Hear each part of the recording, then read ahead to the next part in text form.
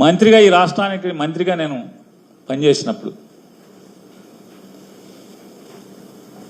వెనకలికి పెద్దలు చెప్పిన సామెత ఉంటుంది కదా, మంచోడి మొహమాటం మాంసం కూర ఉన్న దగ్గర భోజనం దగ్గరను చూడమని చెప్తారు.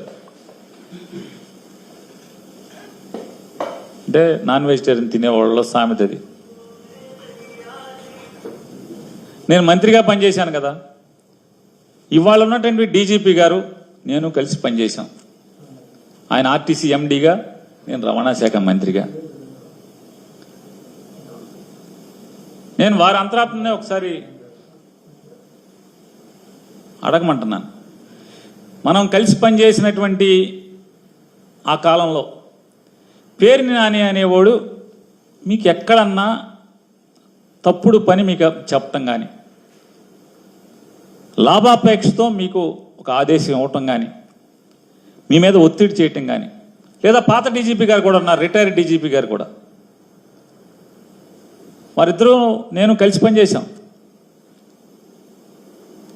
ఏనాడన్నా ఒక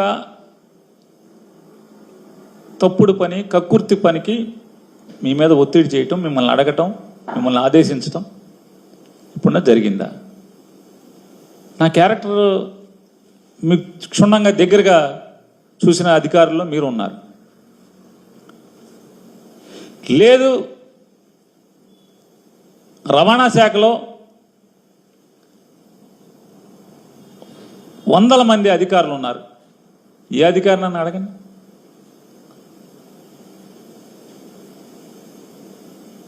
ఇవాళ నా గురించి చెడుగా మాట్లాడుతున్నటువంటి ఒక మంత్రి గారు, ఆయన తల్లకిందులు తపస్సు చేసి చేయని ప్రయత్నం లేదు.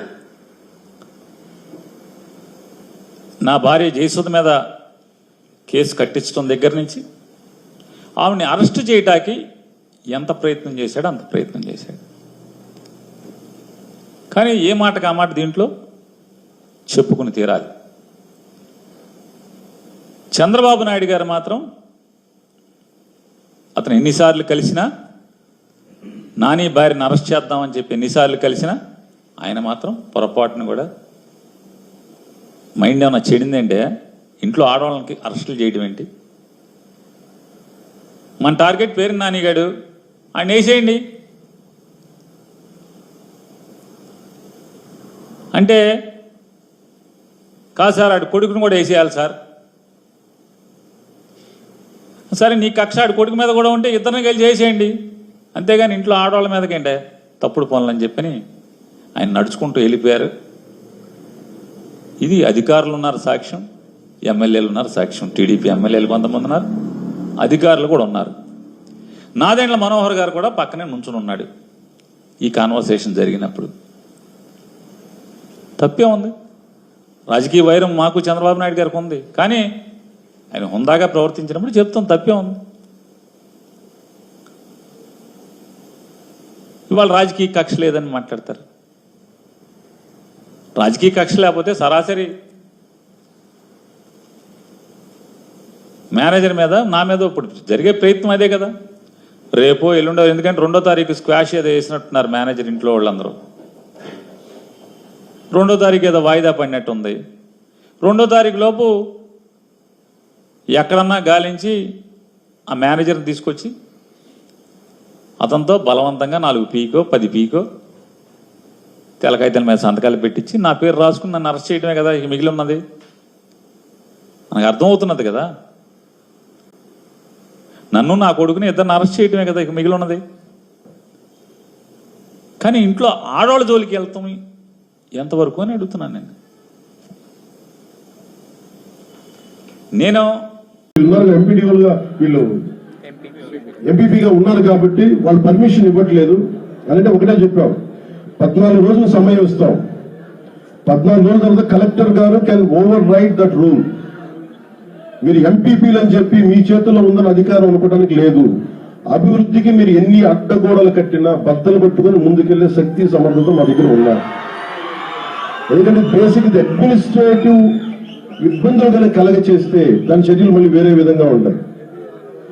అలాగే కలెక్టర్ గారికి కూడా దృష్టికి తీసుకొచ్చి 14 రోజులు మీకు నోటీస్ ఇచ్చి వి విల్ ఓవర్ రైట్ మీ ఎంపీపీ పదవిని మీరు నిలబెట్టుకుంటే గౌరవంగా ఉంటే అది మీకు మంచిది. అలాగే ఇది నేను ప్రత్యేకించి రాయలసీమ ప్రజలందరికీ కూడా చెప్తున్నాను. నేను ఇక్కడికి వచ్చింది మీకు ధైర్యం నింపడానికి వచ్చాను. ఇక్కడికి భయపడుతూ ఉండే కొద్దీ భయం పెరుగుతుంది తప్ప భయం తగ్గదు. ఇక్కడున్న ప్రభుత్వ అధికారులు కానీ రాష్ట్రంలో ఉన్న 640 ఎంపీడీఓల మీద కానీ ఒక్కరు చెయ్యేసినా ఒక్కడంటే ఒక్కడు చెయ్యేసినా ఏ మాత్రం సహించో ఏ మాత్రం ఊరుకో. గుర్తుపెట్టుకోండి.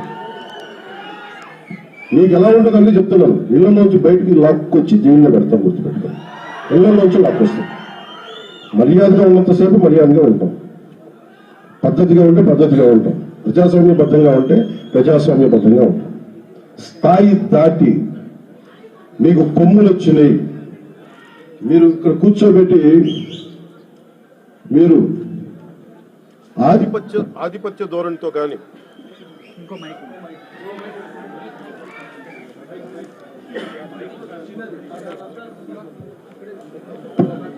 మీరు కనుక గత కాలం 5 సంవత్సరాలు మీకు చెల్లిపోయింది. ఈ 5 సంవత్సరాల కాలంలో శ్రీ సుదర్శన్ రెడ్డి గారు వీరి మీద ఈ రోజున జవహర్ గారి మీద దాడి చేయటమే కాదు, గత 5 సంవత్సరాల కాలంలో కూడా ఈయన ప్రతాప్ గారు అని చెప్పి ఒక దివ్యాంగులకు సంబంధించిన ఆయన మీద కూడా దాడి చేశారు. ఆయన కూడా దుర్భాషలాడతారు. అలాగే శ్రీనివాసన్ రెడ్డి గారి మీద కూడా దాడి చేశారు. అలాగే శేఖర్ నాయక్ మీద గారు కూడా దాడి చేశారు. ఇది అలవాటు అయిపోయింది వీళ్ళకి. మీరు 15 మంది మీరు ఎక్కడున్నా కానీ మిమ్మల్ని తీసుకెళ్లి బొక్కలో పెట్టే వరకు మేము వదలం. గుర్తుపెట్టుకోండి. ఎస్పీ గారికి కూడా చెప్తా ఉన్నాను, డీజీపీ గారి దృష్టికి కూడా తీసుకొస్తున్నాం. ఏ ఒక్కరిని ఉపేక్షించేది లేదు. మీరు ఎవరైనా కావచ్చు. మీరు పనిచేసే అధికారుల మీద కనుక మీరు దాడులు చేసి సగటు మనుషుల్ని ఇబ్బంది పెడితే ఉపేక్షించే ప్రభుత్వం కాదు, ఉపేక్షించే వ్యక్తులు అస్సలే కాదు. మేము అన్ని తట్టుకునే వచ్చాం. 5 సంవత్సరాల కాలంలో మీ పాలనలో ఎంత నలిగిపోయారో ప్రజలు అన్ని తట్టుకుని వచ్చాం. ఇంకా మాకు అధికారం ఉంది కదా అని చెప్పి గౌరవ ముఖ్యమంత్రి చంద్రబాబు నాయుడు చాలా సంయమనంతో ఉన్నారు. మా సంయమనాన్ని పరీక్షించకండి, మా సహనాన్ని పరీక్ష పెట్టకండి. చాలా గట్టిగా ఉంటుంది చెప్తున్నాం. దీని తాలూకు పరిస్థితి మర్యాదగా మాట్లాడుతూ ఉన్నాం. రాయలసీమ ఒక్కరి కోట కాదు, ఒక్కరి జాగీరి కాదు. గుర్తుపెట్టుకోండి. మీ ఇష్టానికి వచ్చి గవర్నమెంట్ ఆఫీసులకు వస్తాం, లెక్క పక్క లేకుండా మాట్లాడతామంటే మేమెవరూ ఊరుకోం.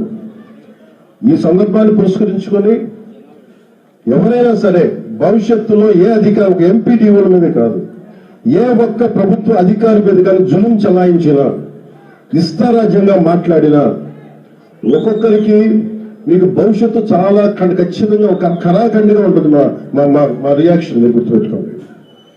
ఇంకా సంస్కారం కాదు కాబట్టి ఇంకా పద్ధతిగా మాట్లాడుతున్నాను. అధికారంలో ఉన్నాను కాబట్టి ఇంకా బలంగా ఇంకా జాగ్రత్తగా మాట్లాడుతున్నాను. మా సహనాన్ని పరీక్షించకండి.